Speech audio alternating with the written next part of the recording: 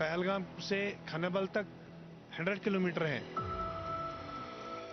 हम दिन ब दिन बिगड़ते ही जा रहे हैं, न कि करीब किसी चीज के हमसे कुछ होता ही नहीं है। बाप अपने बच्चों के सामने सिगरेट पीते हैं, कैसे इंपैक्ट पड़ेगा बच्चे पे? अगर कश्मीर का खुद का एक प्लेटफॉर्म होगा, यहाँ के जितने भी आर्टिस्ट लोग हैं, क्या उनको काम नहीं मिलेगा? जो कश्मीरी वुमेन है वो खुद भी प्रेफर करेंगी कि वो मतलब बिहाइंड द कर्टन ही रहे। जो हो गया उसे सोचा नहीं करते, जो हो गया उसे सोचा नहीं करते, जो खो गया उसे याद नहीं रखते। हासिल उन्हीं को होती है सफलता जो वक्त और हालात पे रोया नहीं करते। आदाब नाजरीन, आप देख रहे हैं प्रोग्राम रूबरू और मैं हूं प्रोग्राम की होस्ट इशरत बाट और मैं प्रोग्राम का होस्ट मर्रीन मुदस्सिर। नाजरीन, आज हमारी टीम ने दौरा किया है जिले अनंतनाग के अचबल इलाके में। नाजरीन, हमारे प्रोग्राम का मुद्दा और मकसद यही होता है लोगों की बात आला हुकाम तक पहुंचाना, चाहे बात एजुकेशन की हो या हो हेल्थ सेक्टर की, चाहे बात करप्शन की हो या चाहे बात वुमेन एम्पावरमेंट की हो। तो आइए जानते हैं लोगों से उनके ख्यालात।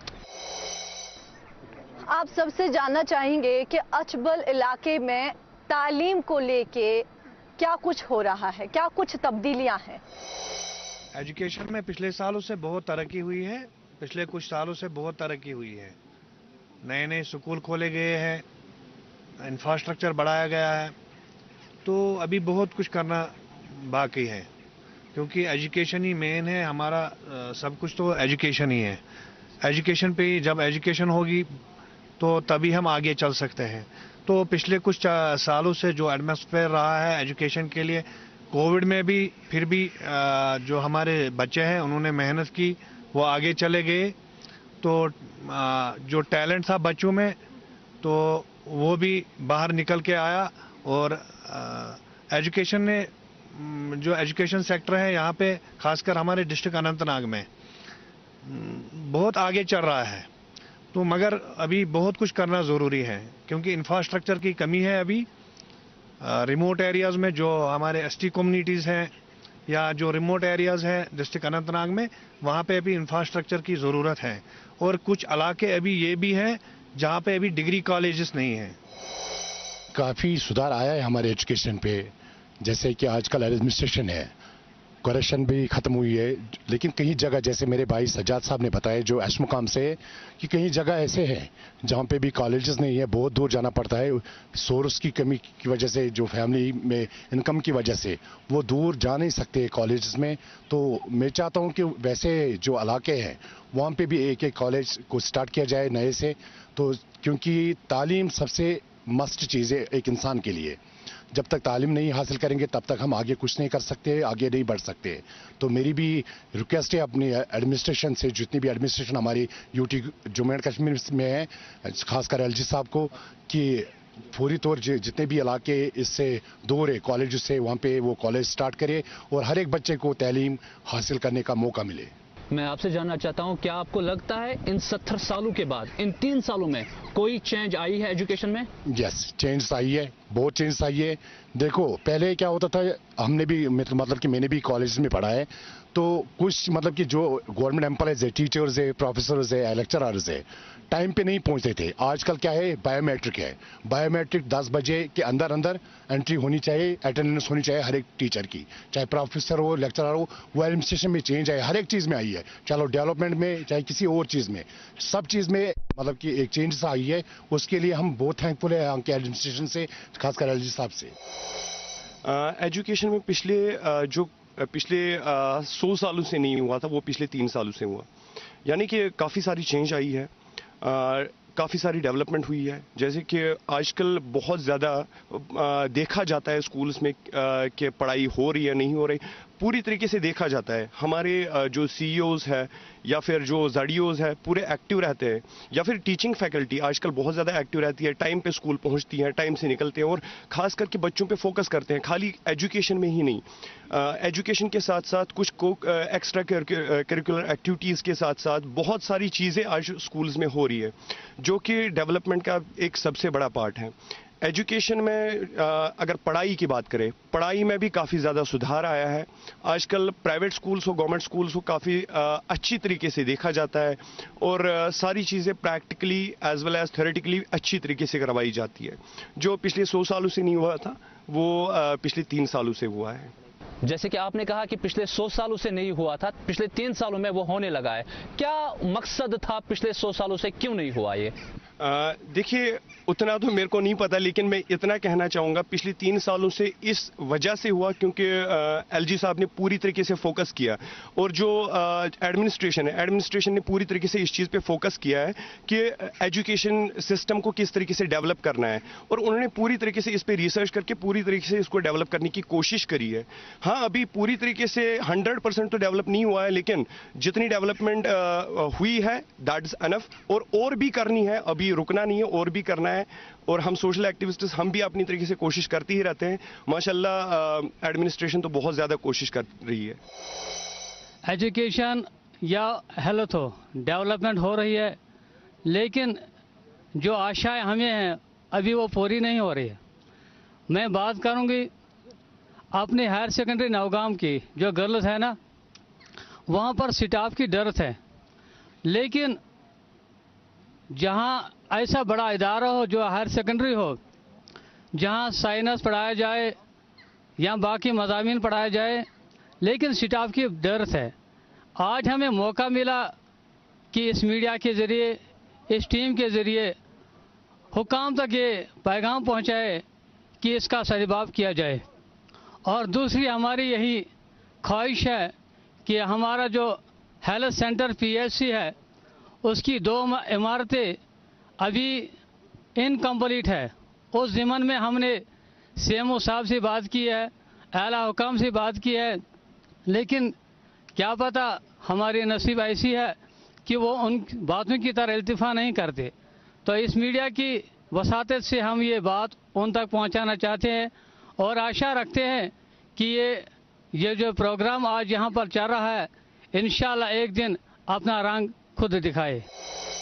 द थिंग इज बहुत अच्छा हो रहा है, लाइक जैसे डिग्रीज होती है, it's from average to good, better, best, वैसा बढ़ रहा है आगे आगे। बट द थिंग इज कि हम स्टूडेंट्स के माइंड में भी कुछ सस्पिशंस होते हैं जो हमें क्लियर करने होते हैं। For example, talking about most of the students from Kashmir go to like for their MBBS degrees to other countries like Bangladesh, Tajikistan, to other countries for pursuing MBBS degree। पर वो हम बोलना चाहते हैं वो क्यों? हमारे यहाँ पर टूरिज्म है, टूरिज्म पे टॉकिंग अबाउट पहलगाम पे इतने पैसे खर्च हो रहे हैं उसको ब्यूटिफाई करने के लिए, ठीक है, पर मुझे नहीं लगता उसको और ब्यूटिफाई होने की ज़रूरत है। That's already awesome. So we should work on these things. मतलब एक मेडिकल कॉलेज होना चाहे तो क्यों हमारा पैसा किसी और कंट्री में जाए? हमारी खुद की इकोनॉमी बढ़ सकती है उससे। क्यों हॉस्पिटल्स के लिए हमें कोई फॉरेन कंट्रीज़ में जाना पड़ता है? तो बेटर है कि हम मेडिकल कॉलेज यहाँ पे बने और हमारे स्टूडेंट्स, हम खुद या हमारे जो फ्रेंड्स हैं वो बाहर ना जाए, MBBS की डिग्री यहाँ भी हासिल कर लें। बट हम क्या देखते हैं कि यहाँ पे वो चीज़ नहीं है। सो सरकार लगी हुई है टूरिज्म में, पहलगाम को ब्यूटीफाई करने में, अहरबल को ब्यूटीफाई करने में। तो जो चीज़ मुझे नहीं लगता उसकी अभी इतनी रिक्वायरमेंट है जितनी कि मेडिकल कॉलेज से बाकी बिजनेस कॉलेज या फैशन कॉलेज की यहाँ पे है। सर, मैं सबसे पहले अपने प्रधानमंत्री को उनका धन्यवाद करना चाहता हूं, क्योंकि उन्होंने ये G20 का जो समिट है उसका एक इवेंट उन्होंने यहाँ पे ऑर्गेनाइज कराया। और हम चाहते हैं कि सोनमर्ग, गुलमर्ग और पहलगाम से हट के यहाँ कुछ ऐसा होना चाहिए कि जो हमें ये नहीं देखना चाहिए जैसे हम गुलमर्ग में जो 5 ग्रुप्स में ये डिवाइड किया गया है और उसके बाद ये 4 ममालिक इसमें एक ग्रुप बनता है। G20 समिट का हम वेलकम करते हैं। इन द लॉन्ग रन ये हमें हेल्पफुल है हमारे लिए, हमारे आने वाली पीढ़ियों के लिए, हमारे आने वाली जनरेशंस के लिए। ये ऐसे समिट्स G20 का, G7 का, ये ऐसे इंटरनेशनल समिट्स होने चाहिए कश्मीर में। मुझे उम्मीद है कश्मीर जिस डिप्रेशन में चल रहा है, इकोनॉमिक क्राइसिस में चल रहे हैं, लोग बेचारे अनएम्प्लॉयमेंट पीक पे है। हम तालीम क्यों हासिल करते हैं, क्यों तालीम लेते हैं, क्यों अपने बच्चों को हम स्कूल भेजते हैं, पढ़ाते हैं?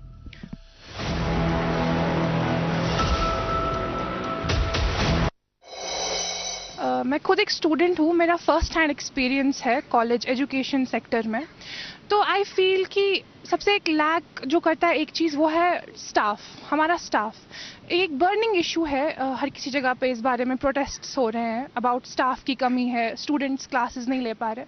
सो आई थिंक गवर्नमेंट को चाहिए कि वो पोस्ट्स निकाले फॉर टीचर्स, क्योंकि स्टूडेंट्स इससे सफ़र करते हैं सबसे ज़्यादा।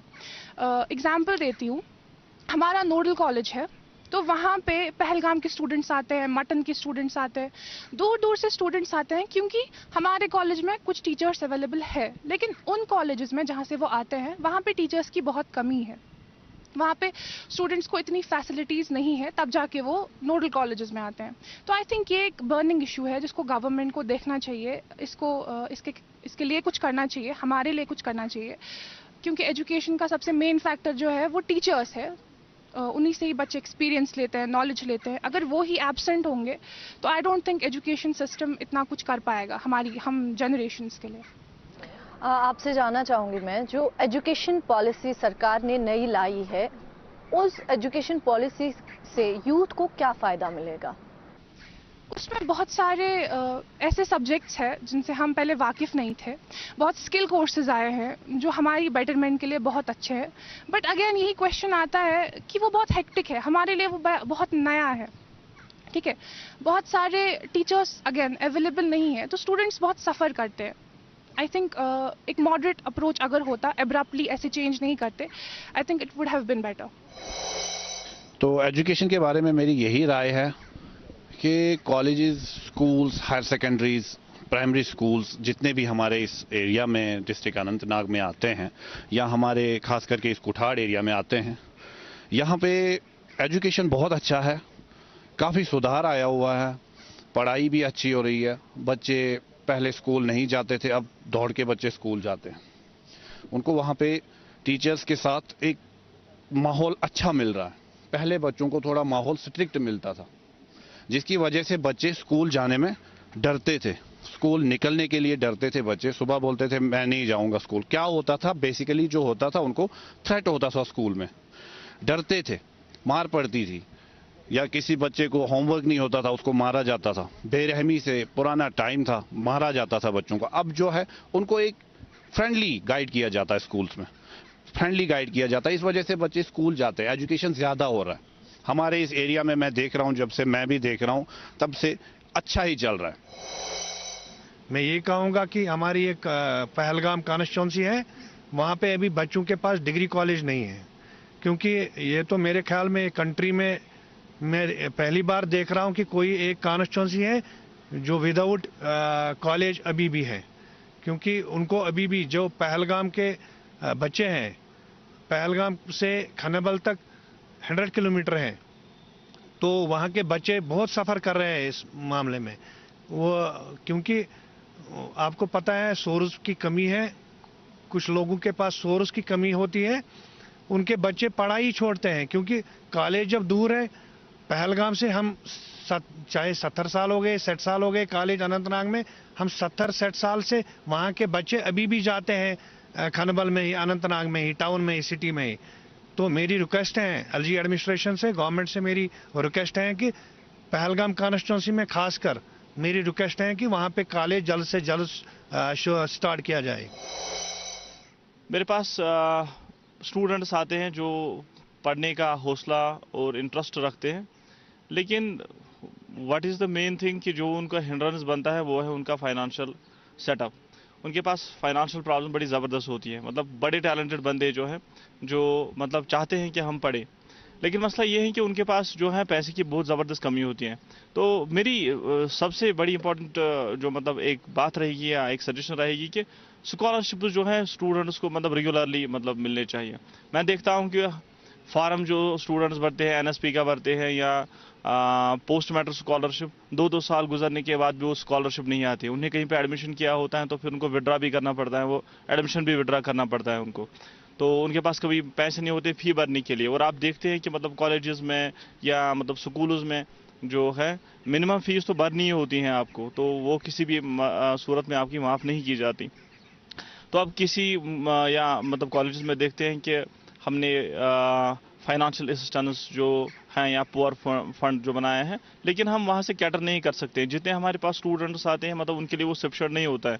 तो यूजुअली हम देखते हैं सेवियर प्रॉब्लम है स्टूडेंट्स के पास जो पढ़ना चाहते हैं लेकिन उनके पास पैसा नहीं है, या वो हायर स्टडीज़ के लिए जाना चाहते हैं, पीजी के लिए जाना चाहते हैं, रिसर्च के लिए जाना चाहते हैं, तो बड़ी फाइनेंशियल प्रॉब्लम। तो ये चीज़ें मतलब यूजुअली मतलब मेरे पास ये केसेस आते हैं, हमारे बाकी जो टीचर्स हैं कॉलेजेस में उनके पास ये चीज़ें आ जाती हैं। तो मेरा ये मानना है कि जब भी मतलब स्टूडेंट मतलब एडमिशन करे तो एट द सेम टाइम जो अगर उसकी कंडीशन, अगर उसकी एलिजिबिलिटी बनती है कि वो एट पार नहीं है फीस भरने के लिए, तो उसकी फीस जो है मतलब फ्रॉम द स्कॉलरशिप पोर्टल्स वो उसकी होनी चाहिए। अब जो स्कॉलरशिप मतलब सिस्टम हमारा पोर्टल है उसको थोड़ा स्ट्रीमलाइन करना चाहिए। इट शुड बी मतलब this scholar should be given to the students within that academic period. हम देखते हैं कि मतलब अगर आती भी है किसी की भी आती है लेकिन बड़ी लेट आती हैं। जहां समाज को एक नौजवान की जरूरत है, वही नौजवान आज नशे में मुब्तला है। आपसे जानना चाहूंगी कि ऐसा क्या है, क्या रीजंस है कि आज का जो नौजवान है वो इस नशे में मुब्तला है? अगर आप आज की डेट में देखोगे, कश्मीर में ड्रग्स इतना फैल गया है, नासूर बन चुका है इस वक्त। छोटे से लेके बड़े तक ड्रग्स का मतलब अच्छा खासा असर पड़ रहा है। आप गली मोहल्ले में देखोगे शाम के टाइम आपको नौजवान वो नीडल्स लगाते हुए मिलेंगे। और यहाँ पे पास नहीं थोड़ा सा दूर है, कोकरनाग साइड में एक गाँव है, वो पूरा हेपेटाइटिस मतलब मैक्सिमम लोग वहाँ हेपेटाइटिस सी के शिकार हैं। उसमें ये रिसर्च हुई थी कि ये ड्रग्स मेन जो ये नीडल यूज़ करते थे उससे ये फैला था। और ड्रग्स का यहाँ पे ये है कि आप ना बड़ी बड़ी मछलियों को टारगेट करो, छोटे छोटे ड्रग पेडलर्स को पकड़ के आप कुछ नहीं कर पाओगे। जो बड़ी बड़ी मछली है वो वैसे ही घूम रही है। मतलब आप बड़ी मछलियों को टारगेट करो ताकि ये थोड़ा यहाँ पे सोसाइटी में कम हो। उनकी तरफ कोई नहीं देखता, वो उनकी सांठगांठ होती है पुलिस के साथ या बाकी के साथ, वो निकल जाते हैं। ये दिखाते हैं छोटे छोटे उनको पेडलर्स को, जहाँ जी हमने उसको पकड़ लिया, इसको पकड़ लिया, और बाकी काम वैसे ही चलता रहता है। ये मतलब यहाँ अनंतनाग से लेके आप पूरे डिस्ट्रिक्ट्स में देख लो, सिर्फ एक ही वो है ड्रग्स। स्कूल्स में ड्रग हर जगह। और इनका पेडलर्स का काम क्या है, ये बच्चों को पहले टारगेट करते हैं। जो क्रीम होती है, जिनके पास पैसा होता है, ठीक है, उनको पहले फ्री में देते हैं। उसके बाद उनसे वो इतना पैसा होता है कि वो चोरी में इन्वॉल्व हो जाते हैं, घर पे चोरियां करना स्टार्ट कर देते हैं। यहाँ रिसेंटली कहरीबल में एक इंसिडेंट हुआ था, एक बच्चे ने अपनी माँ को मार दिया था। उसके पास ड्रग्स के लिए पैसे नहीं थे, ठीक है, वो उसका सोना चुरा रहा था, उसके बाद उसने उसका कत्ल कर दिया। तो हमारी सोसाइटी कहाँ पहुँच गई है ड्रग्स को लेके, ये आप इस चीज़ से समझ सकते हैं। इसमें जो सबसे बड़ी प्रॉब्लम है, हमारे जो भाई साहब थे यहाँ पे, इन्होंने ये कहा कि इस पर सख्ती की जाए। असल में मसला है कि हमें पहले देखना है कि ये ड्रग्स क्यों के ले रहा है, हमारा जो नौजवान है क्यों ले रहा है ये। तो इसमें सबसे जो बड़ी जिम्मेदारी है वो घर वालों की है। मैं ये समझूंगा कि इसका जो बड़ा रोल होता है वो घर वालों का होता है, क्योंकि इसमें जो ड्रग लेता है मैं उसको जिम्मेदार नहीं ठहराता हूँ। जो ये करता है, कोई ड्रग लेता है, कोई शराब पीता है, कोई ये हेरोइन लेता है, कोई दूसरा ड्रग लेता है, तो मैं उस बेचारे को, क्योंकि वो विक्टिम है, वो हमारे समाज में विक्टिम बन चुका है, हम उसको किस नज़र से देखते हैं? हम कहते हैं कि नहीं ये ड्रग वाला है, इसको रखो उधर, इसको ये करो, इसको वो करो। हमें उसको इज्जत देना है, पहले हमें उसको समझाना है, हमें उसको काउंसलिंग करनी है। भाई अगर आप ये ले रहे हैं, किस लिए ले रहे हैं आप? ये आपके लिए नुकसान है, ये हमारे समाज के लिए नुकसान है, ये एक बहुत बड़ा नुकसान है, ये आपके घर वालों के लिए नुकसान है। क्योंकि कल आपका परिवार होगा, आपके बच्चे होंगे, ये उनके लिए नुकसान है। आपकी सारी प्रॉपर्टी खत्म हो जाएगी, आप खुद खत्म हो जाओगे, आप अपनी जिंदगी के साथ खेल रहे हैं। इसमें मैं कहता हूं कि इसमें सबसे ज्यादा जो जिम्मेदारी है वो हम लोगों की जिम्मेदारी है, क्योंकि इस पे हमें कदम उठाना है। फूलों के बाग को कब्रिस्तान न बनाना, फूलों के बाग को कब्रिस्तान न बनाना, माँ बाप के उन उम्मीदों को कायम रखना, डरना उस जहर से जिसको नशा कहते हैं, डरना उस जहर से जिसको नशा कहते हैं, खुद को आयद करके उस पे मलाल ना करना। अवेयरनेस की बहुत ज़्यादा कमी है, यहाँ पे काउंसलिंग की कमी है, गाइडेंस की कमी है। इससे पहले यहाँ पे आपने देखा होगा कि यहाँ पे ट्रेड भी चला था। हमारे जो काउंटर पार्ट, हमारा नाइबरिंग कंट्री जो है पाकिस्तान, वहाँ से ट्रेड भी हुआ था। तब भी यहाँ पे ड्रग आना, उस ट्रेड के ज़रिए से भी कुछ ड्रग आना शुरू हो गया था। आदमी ने 10 में बेचनी है, कोई लाखों में उसका लाख रुपया दे रहा है, तो जाहिर सी बात है वो 10 वाला लाख में दे देगा। ज़मीर मर चुके हैं इंसानों के आज। हमें जो ड्रग्स ले रहा है वो एक मरीज है, उसको पकड़ के अंदर रखने की ज़रूरत नहीं है। जो ला के उसको दे रहा है उसको अंदर भरने की ज़रूरत है। तो ऐसा क्यों नहीं हो रहा है कि जो भी इसमें इन्वॉल्व है एक ही टाइम पे सारों को पकड़े, और ऐसा मतलब हो कि नेक्स्ट टाइम से हमें ऐसा सुनने को ही ना मिले।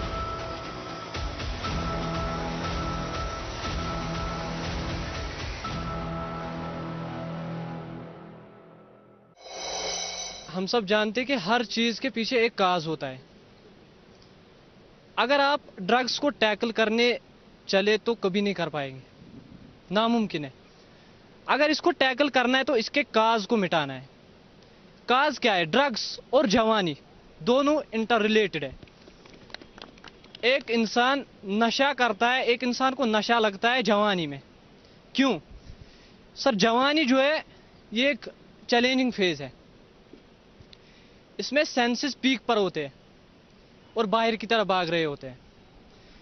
इनको घूमना होता है, मस्ती चाहिए, इनको लड़की चाहिए, लड़का चाहिए। दूसरी तरफ गोल होता है, आईएएस बनना होता है, डॉक्टर बनना होता है, किसी को किसी कंपनी का सीईओ बनना होता है। ये कभी इधर भागते तो कभी उधर भागते हैं, और इस भाग दौड़ में ना तो ये पा लेते हैं ना वो पाते हैं। ऐसे में क्या होता है, जब ये दोनों नहीं पाते, जब इनसे दोनों निकल जाते हैं तो डिप्रेशन होता है, स्ट्रेस होता है, और जब ये दो हो जाए तो इनकी बहन नशा आ जाता है। एक बार आ गया फिर छुड़ाना मुश्किल है, मुश्किल ही नहीं नामुमकिन है। अगर छुड़ाना है तो इसके काज को खत्म कीजिए, नशे की बात आएगी ही नहीं। अपने मन में डूब कर पा जा यूं सोचित है क्यों तम खुद तेज यानी स्पीड प्लस बेये प्रत 5G स्मार्टफोनस खतर छी बन्योमुत यानी टेक्नोलॉजी प्लस ते। ये क्या छो? Airtel 5G plus. अद काह 5G क्या तुम जादूगर तो नहीं, पर मेरी रसोई से धुआं गायब किया है। तुम माँ तो नहीं, पर तुमने मुझे जंगल में लकड़ी काटने जाने से रोका है। तुम्हारे कारण ही मेरा समय बचने लगा है और पैसे कमाने लगी हूँ। तुम केवल उज्ज्वला गैस ही नहीं, तुम अच्छे जीवन की ज्योति हो। ये योजना देश की गरीब महिलाओं को न सिर्फ धुएं से मुक्ति दिला रही है, बल्कि उनके सशक्तिकरण का भी बड़ा माध्यम बनी है। स्वच्छ ईंधन से सेहत के साथ आओ बनाएं आत्मनिर्भर भारत। एक है जमीन मेरी, एक है मौका मेरा, इसमें सब लगाऊंगा। अपने इरादों से मजबूत एक घर बनाऊंगा। भिजवाना सिर्फ अल्ट्राटेक ही। अल्ट्राटेक ही क्यों? आप ही ने तो कहा था कि घर जिंदगी में सिर्फ एक ही बार बनता है। घर एक, मौका एक, इसलिए सीमेंट भी देश का number 1। UltraTech, India's number 1 cement. सुराखे जिंदगी, अपने मन में डूबकर पा जा सुराखे जिंदगी। तू अगर मेरा न बन पाया न बन, अपना तो बन। हर एक ने अपने तरीके से यहाँ पर ड्रग पे बात की कि हम कैसे रोके ड्रग को। पुलिस अपने तरीके से पुलिसिंग कर रही है, गवर्नमेंट भी अपना काम कर रही है, लेकिन हमने ये सोचना है कि ये ड्रग असल में एक इंसान कहाँ से सोच लेता है कि मैं ये गलत नेगेटिव वे की तरफ चला जाऊँ। इससे पहले कि मैं यहाँ पर अपने हुजूर पाक सल्लल्लाहु अलैहि वसल्लम का एक हदीस कोट करना चाहता हूँ, क्योंकि हमारे प्रॉफिट हर एक के लिए रोल मॉडल रहे। चाहे मॉडर्न एजुकेशन की बात करें या अभी हम पूरी दुनिया की बात करें, कि हमारे प्रॉफिट ने हर एक को इस चीज़ के लिए मुतवज्जा करा है पूरी दुनिया में कि वो हर एक के लिए एक ह्यूमन वैल्यूज़ लेकर आए हैं और इंसानियत का दर्स लेकर आए हैं। मेरे नबी पाक सल्लल्लाहु अलैहि वसल्लम पहले फरमाते हैं कि 3 चीज़ें अपने बच्चों की खसलत और बुनियाद में डाल दीजिए। नबी पाक सल्लल्लाहु अलैहि वसल्लम ने फरमाया कि हुब्बा नबीयकुम। सबसे पहले जब आपके बच्चे बोलना स्टार्ट करें या मैच्योरिटी के ओर बढ़े तो इनके अंदर मेरे नबी की मोहब्बत डाल दो।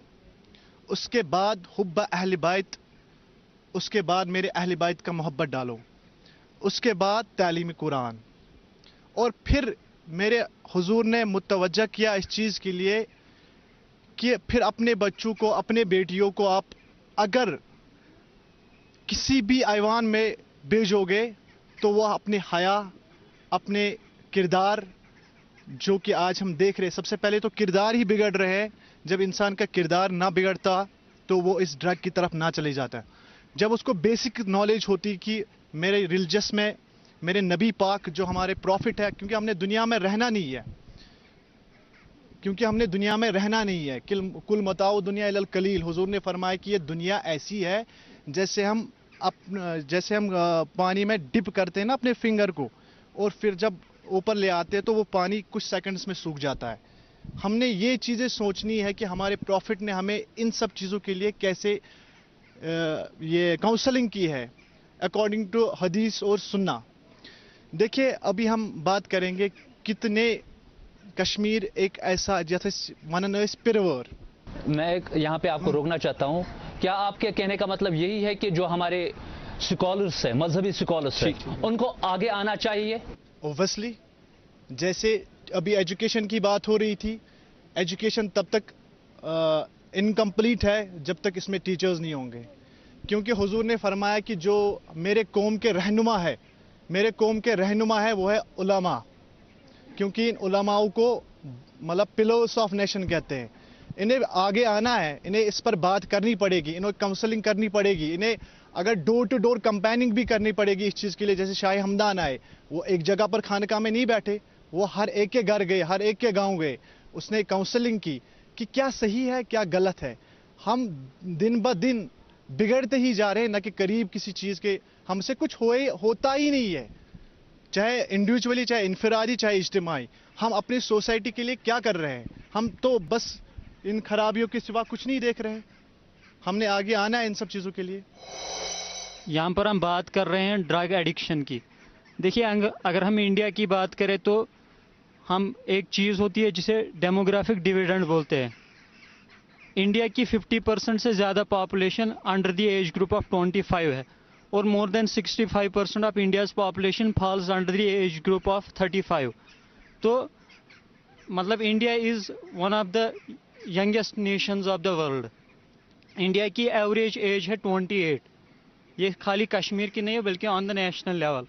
तो हमें एक चीज़ ज़रूरत है कि जो ये डेमोग्राफिक डिविडेंड है, if the youth is not equipped with proper skills, then this demographic dividend it will become a demographic disaster.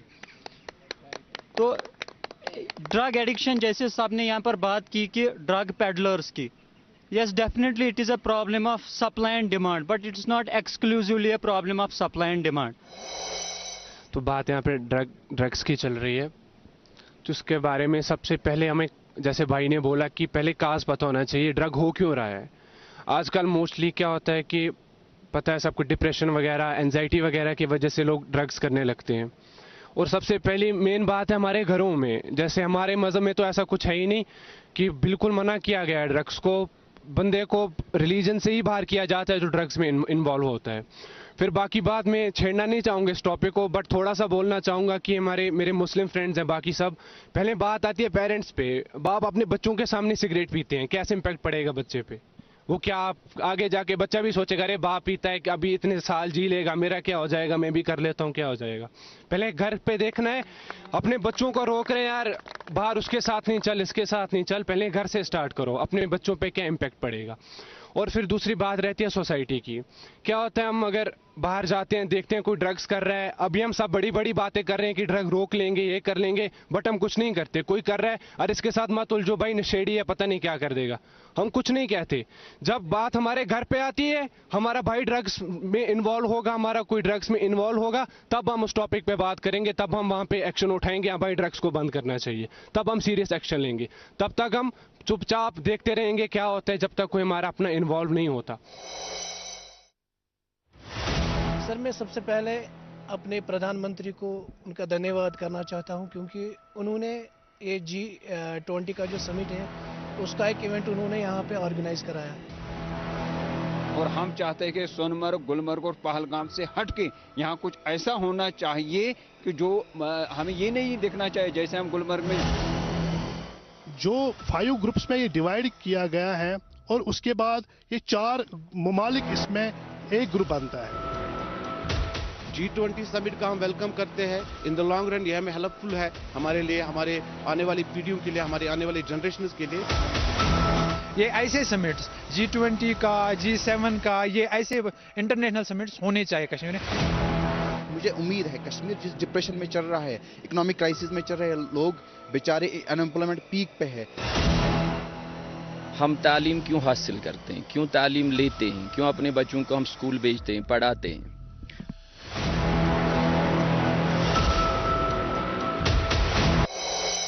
नाजरीन, वक्त की नज़ाकत को देखते हुए हमें हमारा प्रोग्राम यहीं पे रोकना पड़ता है।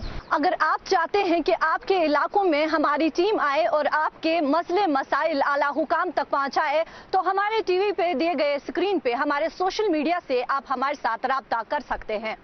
नाजरीन, इस वक्त दीजिए अपने मेजबान मरीन मुद्दस्सिर और इशरत बाट को इजाजत। अल्लाह हाफिज।